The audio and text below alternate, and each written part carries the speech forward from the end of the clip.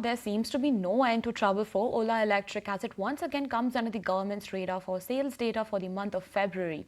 The company has made an attempt to clarify on the same. My colleague Samir is standing by with all the details on this. Let's take a look.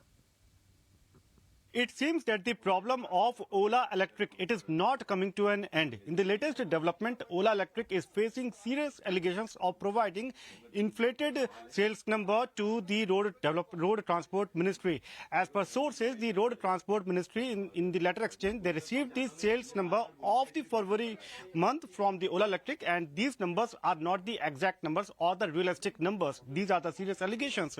So basically, Ola Electric has mentioned that they registered a sales of 25,027 number of vehicles for the month of February, whereas these numbers also included the vehicles which are yet to be officially launched. For example, these cumulative sales figure had the sales number of Ola S1 third gen. 10,866 vehicles sales number has been included of Ola S1 third gen. Not just this, around 1,400 sales number of Roadster bike, which is yet to be officially launched by Ola Electric.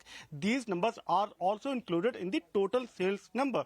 So these are the allegations, and based on which the Road Transport Ministry has responded and has directed the Ola Electric to give only those numbers of which proper invoicing has been done. So the vehicles of which proper invoicing has been done by the Ola Electric, only those numbers have to be shared to the government, and a 7-day time frame has been given to the company. But if you see, even the Vahan, which is the registered portal of the vehicles, it mentions that less than 10,000 vehicles have been registered of Ola Electric, and this shows that the numbers, there is certain disparity, and there are a number of questions which are yet to be answered by the electric two-wheeler company Ola Electric.